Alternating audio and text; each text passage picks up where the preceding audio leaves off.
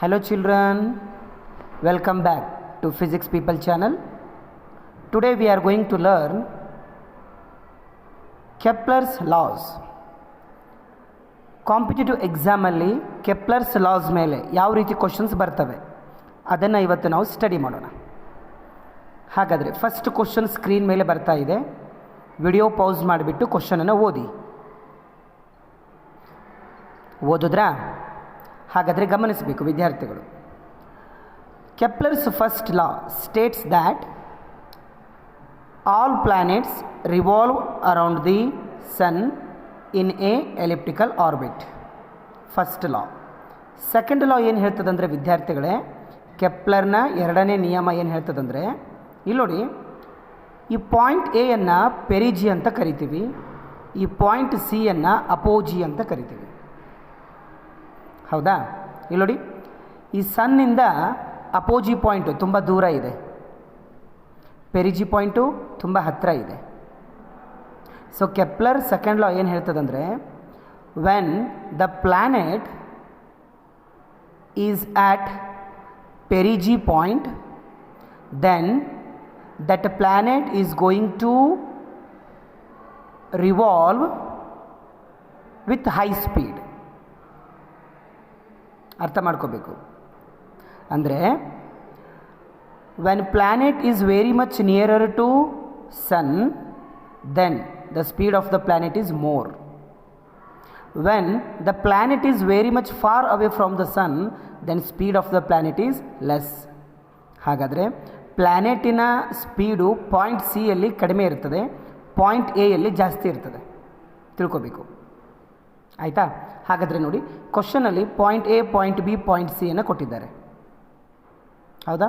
ಹಾಗಾದರೆ ಯಾವ ಪಾಯಿಂಟಲ್ಲಿ ವೆಲಾಸಿಟಿ ಜಾಸ್ತಿ ಇರ್ತದೆ? ಪ್ಲ್ಯಾನೆಟಿನ ಸ್ಪೀಡು ಯಾವ ಪಾಯಿಂಟಲ್ಲಿ ಜಾಸ್ತಿ ಇರ್ತದೆ? ಎಸ್, ಪಾಯಿಂಟ್ ಎ ಯಲ್ಲಿ. ಪಾಯಿಂಟ್ ಎ ಯಲ್ಲಿ ಸ್ಪೀಡು ಜಾಸ್ತಿ ಇರ್ತದೆ ಪ್ಲ್ಯಾನೆಟಿನ ಸ್ಪೀಡು. ಪಾಯಿಂಟ್ ಸಿ ಯಲ್ಲಿ ತುಂಬ ಕಡಿಮೆ ಇರ್ತದೆ. ಬಟ್ ಪಾಯಿಂಟ್ ಬಿ ಅನ್ನು ಕನ್ಸಿಡರ್ ಮಾಡಿ. ಹಾಗಾದರೆ ಏನಂತ ಬರೀಬೋದು ಅಂದರೆ, velocity of the planet at point A is greater than velocity of the planet at point B is greater than velocity of the planet at point C. ಅರ್ಥ ಆಗ್ಲಿಕ್ಕತ್ತದಲ್ವಾ? ಹಾಗಾದರೆ ಬನ್ನಿ, we know that whether we know or not, kinetic energy is equal to half m v square. ಹೌದಲ್ವಾ? ಹಾಗಾದರೆ kinetic energy directly proportional to V square. ಹಾಗಾದರೆ ನಾನೇನಂತ ಬರೀಬೋದು, ಯಾವ ಪಾಯಿಂಟಲ್ಲಿ velocity ಜಾಸ್ತಿ ಇರ್ತದಲ್ಲ ಅಲ್ಲಿ ಕೈನೆಟಿಕ್ ಎನರ್ಜಿ ಜಾಸ್ತಿ ಇರ್ತದೆ, ಇಲ್ಲಿ ಕಡಿಮೆ ಇದೆ. ಹಾಗಾದರೆ ಇಲ್ಲಿ ಕೈನೆಟಿಕ್ ಎನರ್ಜಿ ಕಡಿಮೆ ಇರ್ತದೆ, ಇಲ್ಲಿ ಒಂದು ಸ್ವಲ್ಪ ಮಿಡಲ್ ಇದೆ. ಹೌದಲ್ವಾ? ಹಾಗಾದರೆ ಏನಂತ ಬರೀಬೋದು ನಾನು, kinetic energy at point A is greater than kinetic energy at point B is greater than kinetic energy at point C. So option B is correct. Coming to next question. Second question. Video pause ಮಾಡಿ ಕ್ವಶನನ್ನು ಓದಬೇಕು ವಿದ್ಯಾರ್ಥಿಗಳು. ಆಯಿತು, question ಓದಿದ್ರಾ? ಹಾಗಾದರೆ ಬನ್ನಿ ನೋಡಿ. According to law of conservation of angular momentum, according to law of conservation of angular momentum, angular momentum ಏನು ಹೇಳ್ತದೆ ವಿದ್ಯಾರ್ಥಿಗಳೇ ಇದು? Yes, L1 is equal to L2, initial momentum is equal to final momentum ಅಂತ ಹೇಳ್ತದೆ. M1 V1 R1 is equal to M2 V2 R2. According to question ಗಮನಿಸಬೇಕು ವಿದ್ಯಾರ್ಥಿಗಳು, ಇಲ್ಲಿ M1 is equal to M2 is equal to M ಅಂತ ತಗೊಳ್ಳೋಣ. ಹಾಗಾದರೆ m V one r one is equal to m v two r two, m m cancel. So v one r one is equal to v two r two. ಹಾಗಾದರೆ ನಮಗೇನು calculation ಮಾಡಬೇಕು? Velocity ratio calculation ಮಾಡಬೇಕು. ಹಾಗಾದರೆ velocity ratio ಏನಾಗ್ತದೆ? R2 upon R1. So option B is correct. Option B is correct. So coming to next question, third question. Question को एक बार पढ़ो. ದಯವಿಟ್ಟು ಕ್ವಶನನ್ನು ವಿಡಿಯೋ ಪೌಸ್ ಮಾಡಿಬಿಟ್ಟು ಕ್ವಶನನ್ನು ಓದಿ. ಎಸ್, ಕ್ವಶನ್ ಓದಿದ್ರಾ? ಹಾಗಾದರೆ ನೋಡಿ, ನ್ಯೂಟನ್ ಅಲ್ಲ, ಕೆಪ್ಲರಿನ ಎರಡನೇ ನಿಯಮ ಏನು ಹೇಳ್ತದೆ? Equal areas are swept in equal time. ಹೌದಲ್ವಾ? ಕಲ್ತಿದ್ದೀವಲ್ವ ನಾವು. Equal area swept in equal time. Equal area swept in equal time. ಹೌದಲ್ವಾ? ಹಾಗಾದರೆ ಡೈಗ್ರಾಮನ್ನು ನೀವು ಅಬ್ಸರ್ವೇಷನ್ ಮಾಡಿ. ಆ ಡೈಗ್ರಾಮನ್ನು ಅಬ್ಸರ್ವೇಷನ್ ಮಾಡಿದಾಗ ನಾನು ಏನಂತ ಬರಿಬೋದು ಅಂದರೆ, from diagram I am able to write S C D is equal to 2 times of area of S A B ಅಂತ ಬರಿಬೋದು. ನೋಡಿ, ಕರೆಕ್ಟ್ ಇದೆ ಅಲ್ವಾ? Yes, okay. Then time taken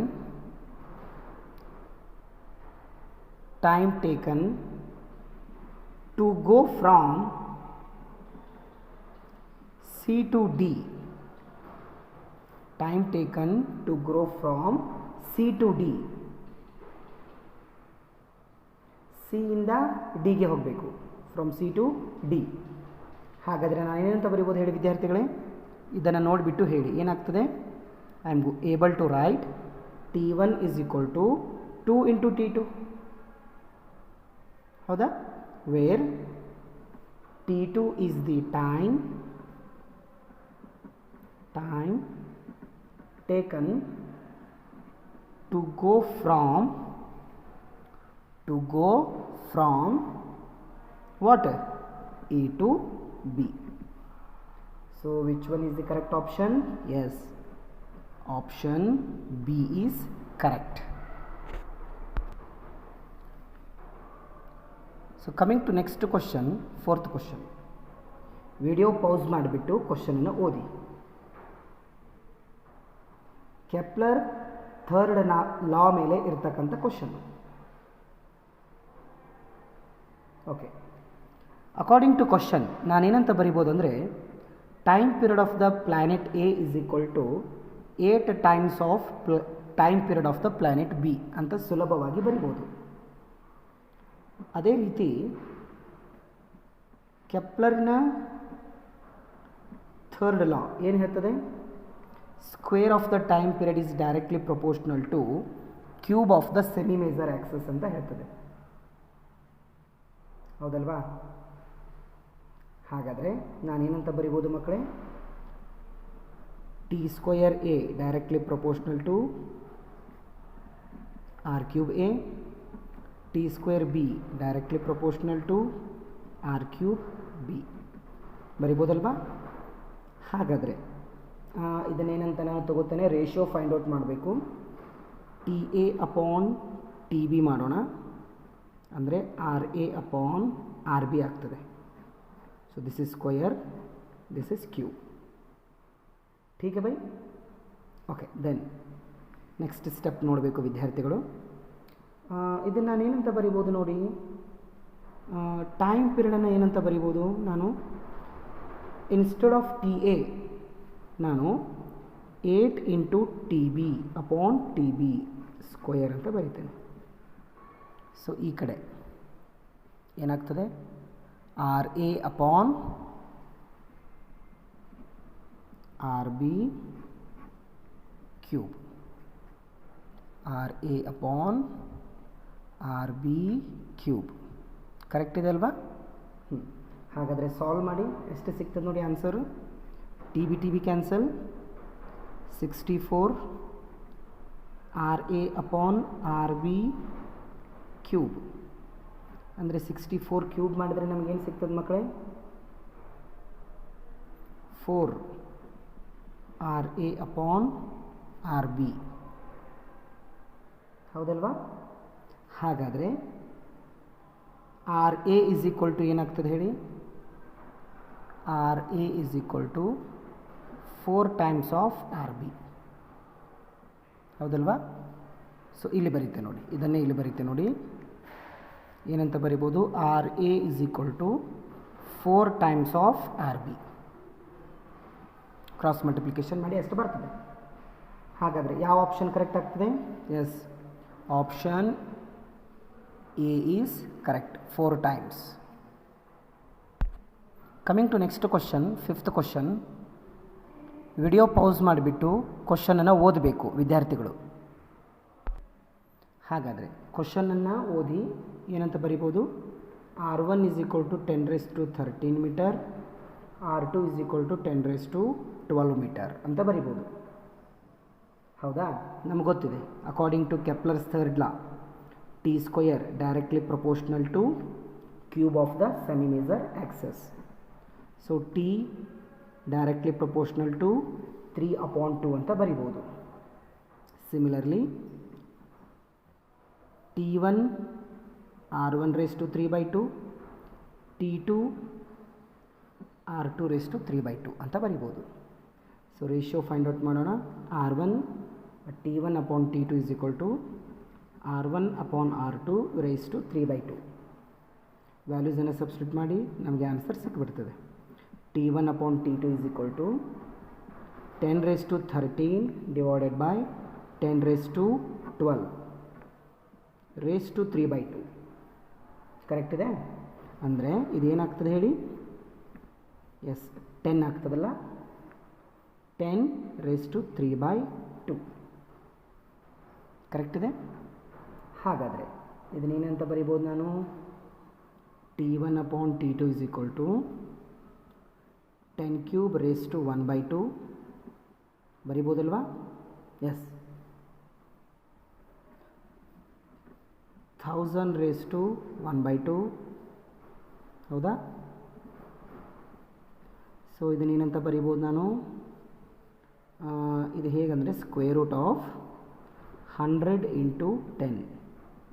so 10 into root 10 is the answer. Option B is correct. 10 raised to root 10 is the answer. ಅರ್ಥ ಆಯ್ತಾ ಮಕ್ಕಳೇ? Coming to next question, 7th question. ಕ್ವಶನನ್ನು ದಯವಿಟ್ಟು ವಿದ್ಯಾರ್ಥಿಗಳು ಓದಬೇಕು. ಕ್ವಶನ್ ಓದಿದ್ರಾ? ಹಾಗಾದರೆ ಬನ್ನಿ ಸಾಲ್ವ್ ಮಾಡೋಣ. ಇಲ್ಲಿ ನೋಡಿ, ನಮಗೆ ಗೊತ್ತಿದೆ ಎಲ್ಲ ಪ್ಲ್ಯಾನೆಟ್ಸ್ಗಳು ಸಣ್ಣ ಸುತ್ತ ಒಂದು ಎಲಿಪ್ಟಿಕಲ್ ಆರ್ಬಿಟಲ್ಲಿ ರಿವಾಲ್ವ್ ಆಗ್ತದೆ. ಇದು ಸನ್ನು, ಹೌದಾ? ಈ ಆ್ಯಕ್ಸಸ್ಸನ್ನು ಏನಂತ ಕರಿತೀವಿ? ಸೆಮಿ ಮೇಜರ್ ಆ್ಯಕ್ಸಸ್ ಅಂತ ಕರಿತೀವಿ. ಹೌದಾ? ಈಗ ನೋಡಿ, ಈ ಪಾಯಿಂಟನ್ನು ಏನಂತ ಕರಿತೀವಿ? ಪೆರಿಜಿ. ಈ ಪಾಯಿಂಟನ್ನು ಏನಂತ ಕರಿತೀವಿ? ಅಪೋಜಿ. ಪೆರಿಜಿ ಮತ್ತು ಸನ್ ಮಧ್ಯೆ ಇರ್ತಕ್ಕಂಥ ಡಿಸ್ಟೆನ್ಸನ್ನು R1 ಅಂತ ತಗೋತೀವಿ. ಸನ್ನು ಮತ್ತು ಅಪೋಜಿ ಪಾಯಿಂಟ್, ಇದು ಅಪೋಜಿ ಪಾಯಿಂಟ್, ಇದು ಪೆರಿಜಿ ಪಾಯಿಂಟ್, ಇದನ್ನು ನಾವು R2 ಅಂತ ತಗೋತೀವಿ. ಹೌದಾ? ಹಾಗಾದರೆ ಈಗ ಏನು ಹೇಳಿದ್ದಾರೆ ಗೊತ್ತಾ ಅವರು? ಅಕಾರ್ಡಿಂಗ್ ಟು ಕ್ವಶನ್, ಪ್ಲ್ಯಾನೆಟ್ ಎಲ್ಲಿದೆ ಈಗ? ಅರ್ತ್ ಎಲ್ಲಿದೆ ಈಗ? ಹಾಂ, perpendicular to the semi major axis ಅಂತೆ. ಅಂದರೆ ಈಗ ಅರ್ಥು ಈ ಪಾಯಿಂಟಲ್ಲಿ ಇದೆ. ಅರ್ತ್ ಈ ರೀತಿ ರೊಟೇಟ್ ಆಗಿಬಿಟ್ಟು ಈ ಪಾಯಿಂಟಲ್ಲಿ ಬಂದಿದೆ. ಹೌದಾ? ಹೌದಾ? ಕರೆಕ್ಟ್ ಇದೆ ಅಲ್ವ ನಾನು ಹೇಳ್ತಾ ಇರೋದು? ಈಗ ಈಕ್ವೇಷನನ್ನು ನಾವು ರಿಲೇಟ್ ಮಾಡಬೇಕಂತ ಹೇಳಿದ್ದಾರೆ. ಹಾಗಾದರೆ ಏನಾಗ್ತದೆ ನೋಡಿ, we know that property of ellipse, ಎಲಿಪ್ಸಿನ ಒಂದು ಪ್ರಾಪರ್ಟಿ ಗೊತ್ತಿದೆ ನಮಗೇನು? 2/r is equal to 1/r1 plus 1/r2. ಇದನ್ನು ಯೂಸ್ ಮಾಡೋಣ ಇಲ್ಲಿ. ಹಾಗಾದರೆ ಏನಾಗ್ತದೆ ನೋಡಿ ಮಕ್ಕಳೇ? 2/r, r1 r2 LCM, r2 plus r1. ಹಾಗಾದರೆ ಇದು ಏನಂತ ಬರೀಬೋದು ನಾನು? r/2 is equal to r1 r2 r1 plus r2. So r is equal to 2 times of r1 r2 divided by r1 plus r2. ಅರ್ಥ ಆಯ್ತಾ? Yes, okay, thank you.